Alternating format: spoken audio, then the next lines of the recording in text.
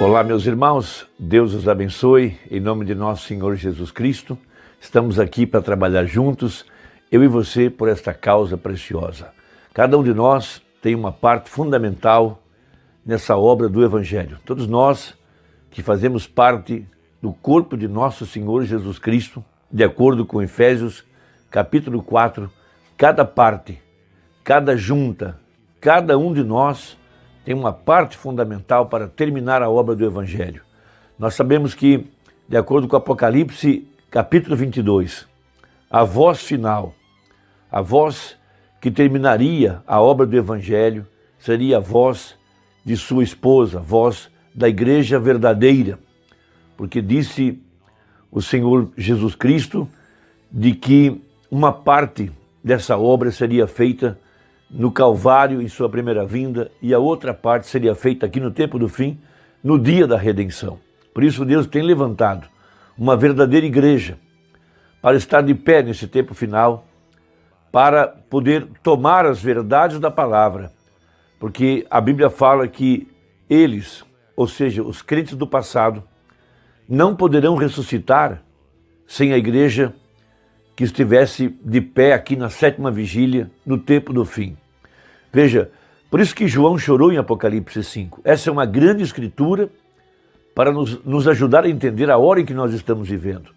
João, quando ele entrou à eternidade, em Apocalipse 4, ele viu um livro selado com 7 selos. E ele sabia que os mistérios que dariam entrada à eternidade estavam nesse livro, e que esses mistérios precisariam ser revelados para que os mortos que morreram em Cristo no passado ressuscitassem e para que a igreja viva pudesse ser transformada em ordem para ir no arrebatamento. Então ele entra em desespero.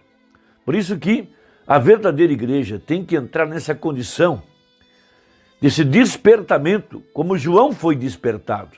Tem que ter a consciência de que o livro precisava ser aberto, de que esses misteriosos trovões deveriam ser abertos. Veja, para que o mistério que pudesse dar lugar ou dar entrada à eternidade fosse revelado ao homem, aqui na sétima era, a exemplo de Enoque no passado, veja, o sétimo depois de Adão, a ele lhe foi revelado como voltar à eternidade. Por isso a Bíblia fala que Enoque andou com Deus, veja, e não se achou mais, ou seja, ele foi arrebatado. Ele trocou de dimensão, ele foi para a eternidade. Então vamos ler a Bíblia em Apocalipse, capítulo 5, para a nossa meditação. Veja, e vi na destra do que estava sentado sobre o trono um livro escrito por dentro e por fora, selado com 7 selos. Disse o profeta que esse livro é a Bíblia que nós temos em nossas mãos. Esse livro, em outras palavras, é um título de propriedade. Veja, ele contém mistérios, ele contém autoridade, ele contém poder, ele fala de uma herança, por isso é chamado de Novo Testamento. Então, se é um Novo Testamento, então é porque há herdeiros, há pessoas que têm seu nome nesse livro, inscritos nesse livro, desde antes da fundação do mundo, para os quais foi deixada uma herança. E essa herança, veja, para que pudesse chegar ao herdeiro, veja, esses 7 trovões, esses 7 misteriosos selos que dão entrada à eternidade, deveriam ser revelados no tempo do fim. Por isso João entrou em desespero. Ele se desesperou por essa grande verdade, porque ele sabia que para voltar à eternidade dependia de que esse título fosse recuperado pela semente eleita, veja, pelos filhos de Abraão, e de posse desse título pudesse voltar àquela civilização de fé que Adão tinha antes da queda. Ele vivia numa condição de eternidade, ele tinha controle, ele podia captar os mistérios da palavra e ele tinha acesso ao pilar de fogo todo entardecer, numa comunhão perfeita. Veja, essa grande luz que a mensagem do profeta trouxe para nós aqui no tempo do fim. Então veja, e vi um anjo forte bradando com grande voz: quem é digno de abrir o livro e desatar os seus selos?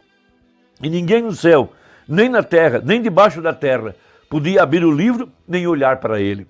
E eu chorava muito, porque ninguém fora achado digno de abrir o livro, nem de o ler, nem de olhar para ele. Então João viu que era um livro de redenção. Ele precisava de alguém que pudesse abrir esses mistérios, desses 7 selos que envolvem o livro. E o livro é a palavra, o livro é a árvore da vida. Veja, o livro é Deus. Esses mistérios que envolvem a divindade, que envolvem o acesso à vida eterna, que envolvem a plena redenção. Por isso, alcançar a compreensão de que o título deveria ser aberto para retornar à eternidade é algo maravilhoso, é algo grande.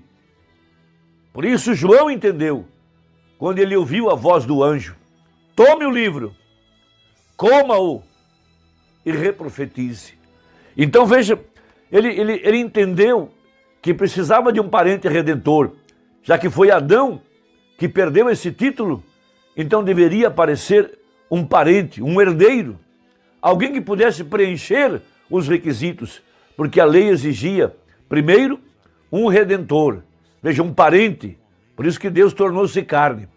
Depois, deveria pagar o preço, e o preço requerido era o sangue, veja, e depois deveria ter amor, porque isso tudo é uma história de amor entre Deus e o seu povo. Então, nós podemos entender por que foi que a espada cai na mão do profeta no Quênio Sabino. Veja, quando aquela espada cai na mão dele, ele ouviu aquela voz, que essa era a espada do rei, e a espada é a palavra. Então a voz diz que essa é a terceira etapa.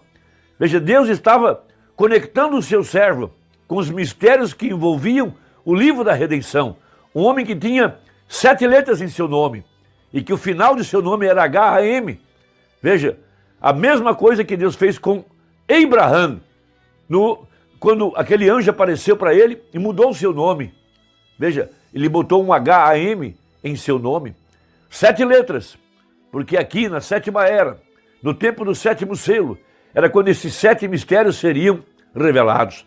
Por isso Deus estava conectando o profeta com os mistérios que estavam escondidos dentro da palavra e que diziam a sua própria vida, pois a vida do 7º anjo, veja, estava conectado com o nome que seria revelado aqui no tempo do fim, nos trovões, e o nome é a interpretação correta da palavra, e a palavra seria interpretada não apenas no papel, mas também na vida do 7º anjo. Por isso que ele estava andando nessa senda estreita, nesse caminho apertado. Deus lhe mostrou aqueles 7 picos, mostrou a primeira etapa, a segunda etapa, a terceira etapa. Ele pôde ver que seu nome estava conectado com a verdade da palavra, conectado com o plano da redenção, conectado com a própria vida de Deus, porque diz a Bíblia, nos dias da vida do Filho do Homem. Veja, o Filho do Homem, um parente, agora para tomar o livro da redenção e trazer esse título, a semente real, aqui sobre a terra. Oh, irmão, tinha que aparecer alguém que pudesse ter a compreensão de que o mistério deveria ser revelado. Por isso em Apocalipse 10, veja, esses trovões, essas vozes soam, veja, nem estão escritas na palavra, porque carecem de revelação. Por isso o verdadeiro eleito é despertado para essa grande verdade. Esse que é chamado para entrar agora à vida eterna, ele é despertado para essa grande revelação, o que despertou João.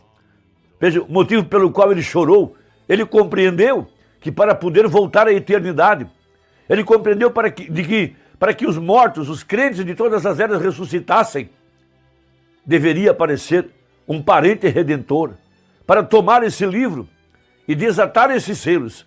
E quando esses selos fossem abertos, as 7 vozes misteriosas, as 7 vozes do sangue, porque disse Paulo, o sangue fala.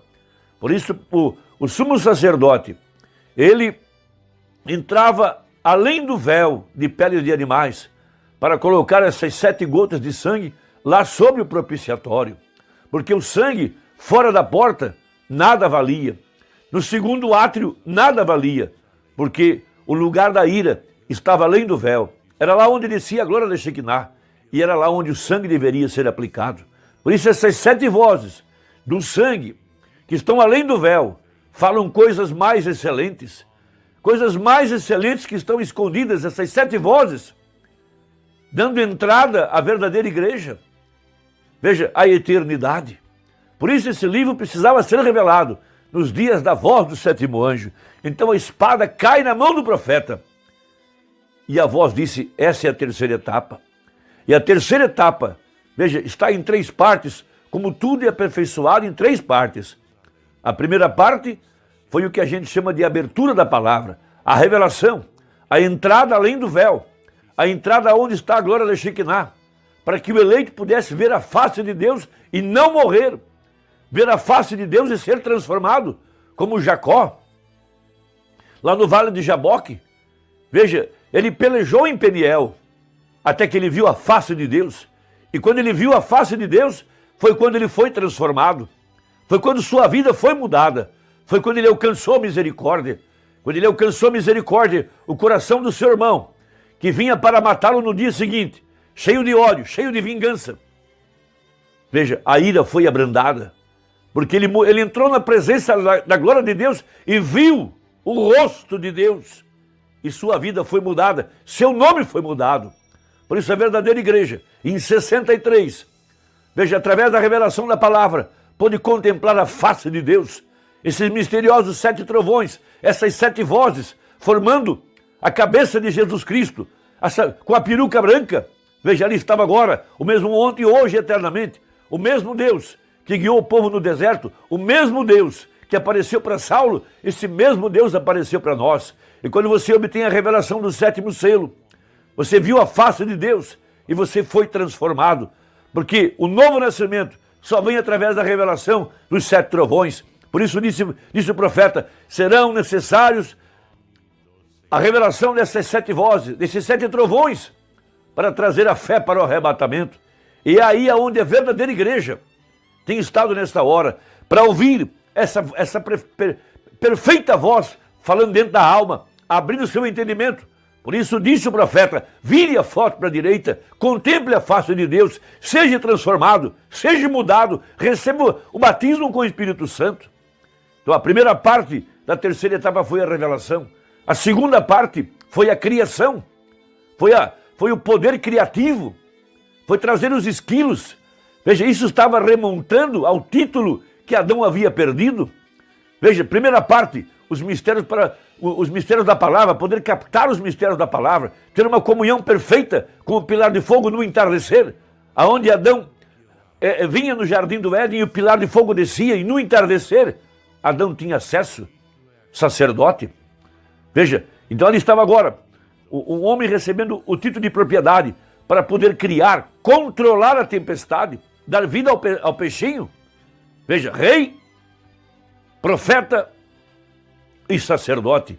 Veja, e a última parte da terceira etapa é a pregação aos perdidos.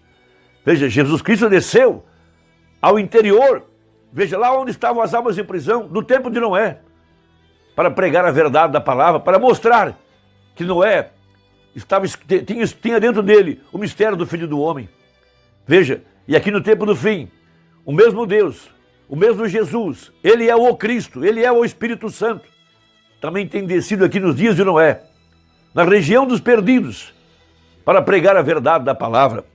Então, veja, Deus estava abrindo esses mistérios para trazer a verdade da palavra, trazendo à igreja essa condição de entrar além do véu, lá onde estava a glória da Shekinah, escondida, um livro que ninguém tinha acesso, ninguém podia ler e ninguém podia abrir.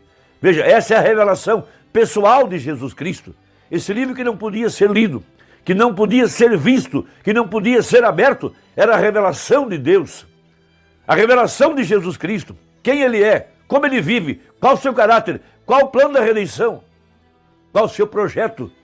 Veja, viver desses mistérios escondidos na palavra.